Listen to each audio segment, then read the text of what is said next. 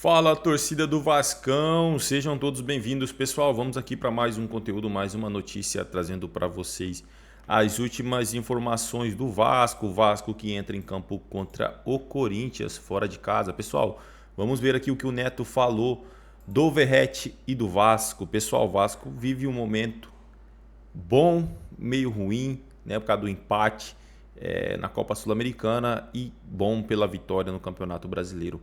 Agora, sem mais enrolação, bora pro conteúdo.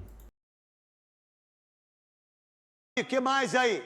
Então, Neto, aí vocês estão falando do Yuri Alberto também, a gente foi dar uma olhada nos dados de São Paulo e nos dados do Rio de Janeiro, porque a gente vai ter aí Verratti, a expectativa do torcedor vascaíno depositada bastante no Verratti, a gente viu que nas pesquisas daqui de São Paulo, o Yuri Alberto está mais que o dobro aí do que ele lá no Rio de Janeiro, mas essa briga aí a gente deve ver em campo também, né, craque? O Verratti joga muito, hein?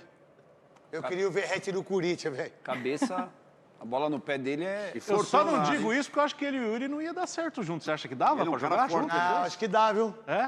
Dá. Yuri de lado, Dá. né? Mais pro lado esquerdo, ele centralizado. Ele é um cara da daria, área, assim, perigoso, ele é cara. fazedor de gols, cara. Somente na Ele cabeça. é um argentino, né? Em São Paulo não tem um centroavante. Não tem igual ele. Não tem igual ele. Vamos lá, então. Magnésio, que por isso vem comigo pra 7k.bet. O Vasco tava ganhando o jogo de 3-1, empataram 3-3. Certo? O Corinthians Teve isso. ganhou o Campeonato Paulista e perde pro Huracão o primeiro jogo da Sul-Americana e também decepcionante na pré-Libertadores. O jogo de amanhã, às 6h30 da tarde, é um jogo que, por sinal, o Vasco ganhou de 2-1 2-1 do Santos. do Santos. Foi, de virada. E o Corinthians empatou com o Bahia 1-1. Isso. O jogo de amanhã, pro Corinthians e Vasco, o que você pode falar, meu querido Souza? Craque. Marcelo do O Monstro e Dirceu Marchioli, Benedito, maravilha. Craque, o Corinthians vai enfrentar uma equipe que não é o Vasco do ano passado, vai encontrar uma equipe mais Vai ter o organizada. Verratti, hein? E mais organizada com o Carille. O cara conhece bem o futebol paulista, conhece bem essa competição, tem um time melhor do que o ano passado, fez um segundo tempo muito interessante contra o Santos, acabou ganhando o jogo do Santos, tem um Coutinho que está crescendo de rendimento, tem um time mais organizado. O Corinthians vai enfrentar uma equipe organizada amanhã, uma equipe forte na marcação, vai ter dificuldade. O Vasco, pelo aquilo que eu estou vendo, pelo aquilo que eu estou enxergando, pelo aquilo que não tem dinheiro, pelo aquilo que está acontecendo, sabe o que vai acontecer? Ele vai brigar para não cair de novo, Souza. Mas eu acho que é uma o que equipe... você falou é pontual. Mas é uma equipe mais organizada do que a do ano passado. Não vai encontrar uma facilidade como encontrou Defensivamente, sim. defensivamente, Para o Carille. entendeu? O Carille sabe se defender muito bem. Mas ontem se ele tiver foi que mal, jogar- ele mudou o time errado. 3-1, chegou a 3-3. As mas- mudanças que ele fez não deram Eu certo. vou dizer uma coisa, um gol eles vão fazer no Corinthians. Ah, Entra jogo, sai jogo. não. E bola aérea, qualquer um faz gol. Até eu Um faço gol o Corinthians vai tomar, isso aí você Também, pode ter Até, certeza. até eu.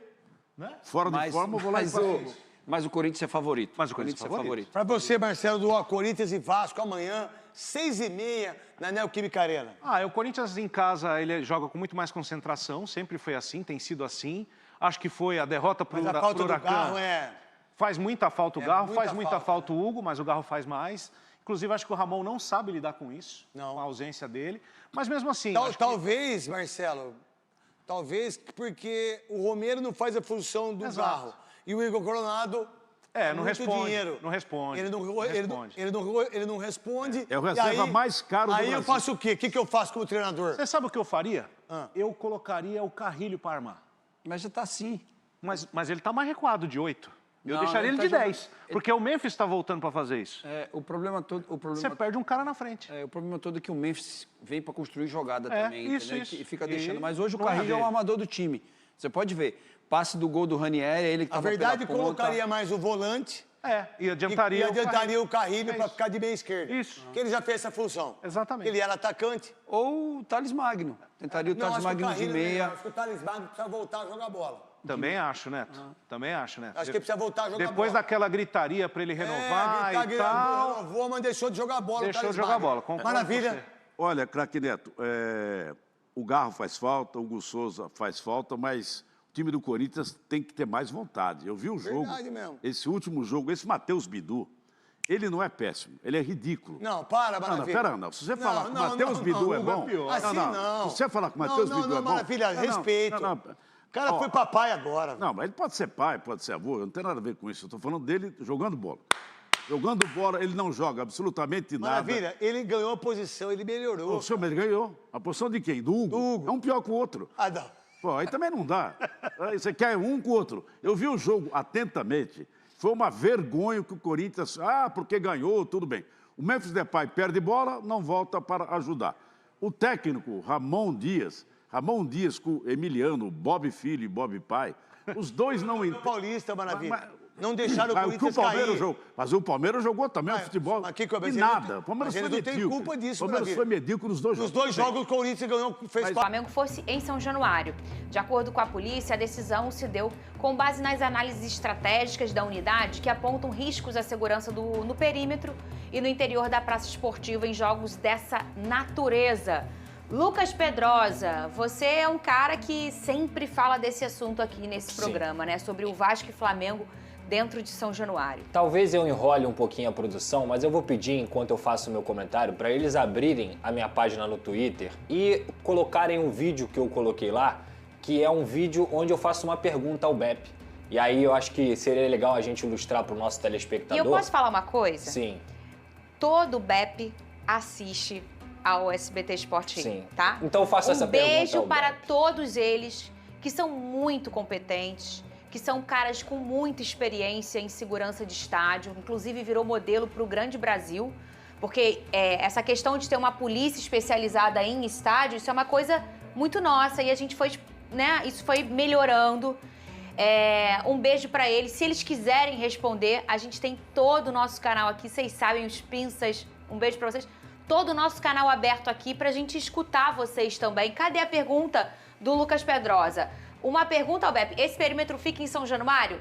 Você sabe responder. Onde fica isso aí? Tijuca. Isso aí é pertinho do Maracanã, Nos né? arredores do Maracanã. Aqui é o Colégio Militar, olha. E isso foi no ano aqui de é o Colégio 2025. O Maracanã tá aqui. No Tá aqui pra início cima. dessa temporada, no clássico entre Flamengo e Fluminense, e foram essas cenas aí que a gente viu.